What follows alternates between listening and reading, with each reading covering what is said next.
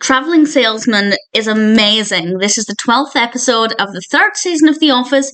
This is directed by Greg Daniels, and as always, there will be spoilers from now as I go through the episode and share some thoughts. There are so many great moments. It is a roller coaster. It is unpredictable. It's as perfect can be. And as is quite frequent with this season of The Office, I got to the last episode and thought, I need to watch the next one now. I only watch 2 episodes a week to space it out so I don't overdo it. But I really can't wait to watch the next one. It starts off with Harvey the talking PC. It took me so long to realise it was the back of a PC monitor. And Michael calls Jim and then Pam into his office. He's typing and it's speaking and he's making it say inappropriate things, and he types long Tim instead of long time, and it was fun. A really fun way to start things off. Kevin then asks Angela about the tax forms because apparently corporate didn't get them, and we'll come back to that in a little bit. And Andy then points out that 5 people transferred from Stanford and only 2 remain, which is very telling about how different the working conditions are at the Scranton branch. And Michael gathers all of the sales team around. They're actually going to double up and go in pairs to various sales opportunities, and they're going around choosing, and Stanley just says pass, and Michael says you can't pass, you have to choose somebody. So he chooses Rainn, to which Rainn responds, I'm very flattered. I was his second choice after pass, which I rather liked, and I'm with Stanley there. I tend to prefer to work alone, so if I choose you after pass, that's a compliment. That really is. We then see them going off in their cars. We have Phyllis and Karen, and I'll come back to those in a moment. We have Andy and Michael, and Dwight and Jim. Andy basically spends the entire time, complaining about Dwight, or putting Dwight down in a way that would try and encourage Michael to think badly of Dwight, and being bad at his job. He doesn't know the right things to say, which honestly I'd never considered before. Andy is so irritating. In a way that's kind of likeable. I do like the character. I do think he's quite funny. But I never really thought he was bad at his job. But actually now kind of thinking he is. He also used the phrase that he shruted it when he really messed something up badly. And I think that that's a pretty fantastic term. I really love that as a phrase. Dwight and Jim, funny as expected. I don't condone physical violence, but Jim hit Dwight. It was just the look on Jim's face when he quickly turned back around and carried on walking. I just thought that was wonderful. Again, don't agree with hitting people, but it was a great moment. And Phyllis and Karen are in the car, and I genuinely inhaled through my teeth because she said to Karen, I'm so glad you're with Jim. He was hung up on Pam for such a long time. Yeah, that's not a good thing, Phyllis. Karen doesn't know about this. And I was waiting for it to happen. I figured it would happen eventually. But hearing it from somebody else rather than Jim isn't a good look. And again, we'll come back to that in a little bit. Angela asks Pam to go for coffee. She's in a really good mood, and she tells this story of how her friend forgot to send these important forms and her other friend took them to the corporate office for her. Clearly she was happy that Dwight had taken the tax forms on her behalf. And we're then back in the office, and Andy finds a toll booth receipt from a journey to New York, and obviously to us as the viewer it's very clear that that was from Dwight's trip to deliver the tax forms. And Andy begins to suggest to Michael that maybe he was there behind his back. Again, maybe he was seeing Jan, because we know Michael has still got not a lot of issues, but he's still holding on a little bit, I'd say, to Dwight backstabbing him basically from quite a few episodes ago.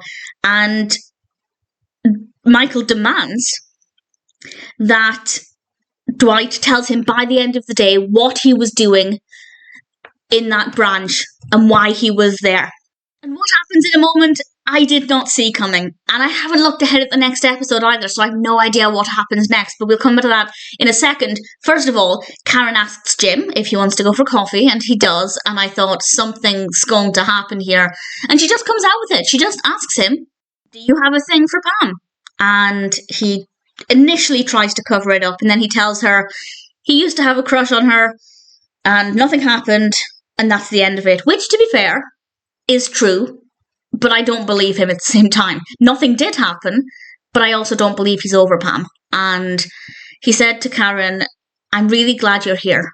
And the way he said it, maybe I'm just looking for this, maybe I'm just wanting to read this into it, but I didn't buy it.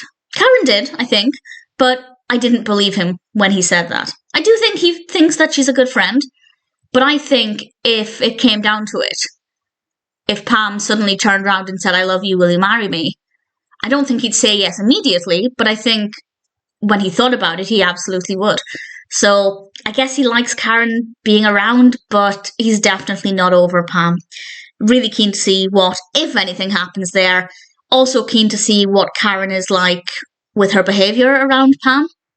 I hope nothing changes there, because I was actually really starting to like them being friends. And then we come back to Dwight, and Dwight has two choices. He either tells Michael the truth, and everybody finds out about his relationship with Angela. Well, only Michael would, but it's Michael, so everybody would find out pretty quickly, and Angela really, really, really doesn't want this to happen. Or he doesn't do it, and he does what he does next. And I was genuinely unsure of where it was going, because who does Dwight care about more, Michael or Angela? It turns out the answer there is Angela. He stands up, he reads out this resignation note, and he says he's leaving. He's quit. And as I said, I haven't looked ahead, but I'm going to assume he hasn't left the show, because that would be horrendous. That would be a really bad move. Although they did move Andy in, so it wouldn't be completely impossible. But I feel like Andy and Dwight actually work well against each other. And Andy starts to sing his version of the Oompa Loompa song. Because earlier on, when he said there were only two of them left from Stamford, it's like they were touring the chocolate factory and being picked off one by one, which I have to say was a funny analogy. I did like that. The Oompa Loompa song, I liked it as well. And Dwight leaves, he hugs Jim, to which Karen responds, what did you do on the sales call? Or something to that effect. And the last thing we see is Andy being very happy in front of the camera, and in the window, quite far behind him actually, with the camera angle, it looked like Angela was right behind the window, but then the camera zoomed out and she was actually quite far away, but still able to stare daggers into Andy. And, well, clearly she blames him for everything. And to be fair, well, it's not his fault, but he did stir things. So I really, really don't know what's going to happen next. I have absolutely no idea. I'm really excited. I cannot wait. This episode was a complete roller coaster. And if I had to pick highlights, oh gosh, the long Tim joke at the beginning just amused me quite a lot. Rainn saying he was flattered at being his second choice after Pass, just because relatable, and just everything that happened on their doubled up sales calls. I just really thoroughly enjoyed those scenes. And, well, Karen finding out about Pam, because I had a feeling it would happen sooner rather than later, and wondering what Dwight was going to do. And then Dwight resigning, not because I liked it, not because I was happy it happened, but because I really, really didn't expect it. And then Angela staring daggers at Andy. And I'm kind of confused with how I feel about that one, because on the one hand, Angela's not a likeable character. I think she's fantastic, very well written, really great performance, but her personality is generally not likeable. But neither is Andy. Again, great character, really funny, but not a likeable person. And I don't know if I should be annoyed that he's angered Angela, or if I should be on Andy's side. I genuinely don't know. But either way, this was an absolutely incredible episode. I thought Travelling Salesman was absolutely fantastic, and I cannot wait to watch the next episode.